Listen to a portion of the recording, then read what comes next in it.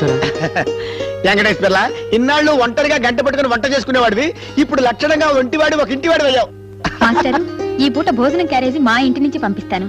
ఏమంటావు స్టూడెంట్ మొగుడు? అలాగే పెళ్ళాం టీచర్. ఒరే నీకెందుకు రసనమ్మా? అమ్మమ్మమ్మ వెంకటేశ్వర్ల శోభనాన్ని భోజనాన్ని వద్దనకూడదు. పద, స్టూడెంట్ మొగుడులా నేను వంట చేసుకుంటుంటాను. పెళ్ళాం టీచర్లా నువ్వు పాఠాలు చెబుతూ గానీ. సింగల్పూరి శర్మ గారు తమరు దయచేశారేంటండి? శుభకార్యం జరుగుతున్న ఇంట్లో తమరు పాదం పెట్టకూడదు. శుభకార్యం జరిగే ఇంట్లో కాసేపు కూర్చుంటే మంచిదట. తమరు కూర్చుంటే వాళ్ళకి మంచిది కాదంట. అది చూసుకోండి మరి.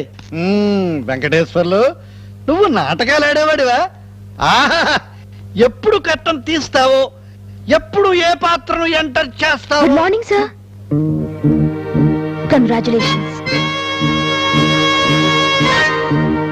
Best wishes sir.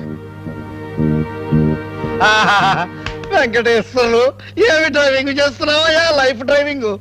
టైర్ ఎక్కడ పంచర్ అవుతుందోనని స్టెప్నీ టైర్ ను కూడా వెంటేసుకు తిరుగుతున్నావు అన్నమాట. సింగిల్ పూరి శర్మ గారు, యాంగిల్ మార్చి కొడతాను, ఎక్కువగా మాట్లాడకండి. పెళ్లి కాగానే యాంగిల్స్ కూడా తెలిసిపోయాయన్నమాట. నాయన, యాంగిల్స్ ఏ మారుస్తావో, నువ్వే కింద పడతావో ఏ చూస్తాగా. చిత్రం బళ్ళారే శర్మ విచిత్రం. గారు కూర్చోండి, కాస్త కాఫీ పంపిస్తాను. అలా అన్నా బాగుంది.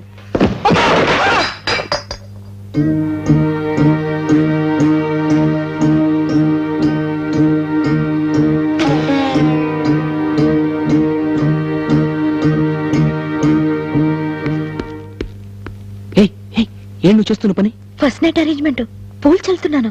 చూడు, నువ్వు భవిష్యత్తులో పాడవకూడదని, మళ్ళీ చక్కగా చదువుకుంటావని వెంటనే పెళ్లి చేసుకున్నాను. సార్, ఇవాళ మీ ఫస్ట్ నైట్. ఇవన్నీ నేర్చుకుంటేనే కదా రేపు మన మధ్య జరగబోయే ఫస్ట్ నైట్ కి అనుభవం వస్తుంది. రోజా. అవును సార్, వచ్చినవాడ నాంచారమ్మ. మీ పేరు వెంకటేశ్వర్లు. ఈ పద్మావతి వస్తేనే కదా కలర్ ఫోటో పూర్తయ్యేది. పిచ్చి పిచ్చిగా వాగితే చంపేస్తాను. ఈ ఒక్క పెళ్లే కాదు, మీరు 7 చేసుకున్నా సరే 8వ భార్యగానైనా వచ్చి ఈ పడక మంచం ఎక్కేది ఖాయం. This is my challenge.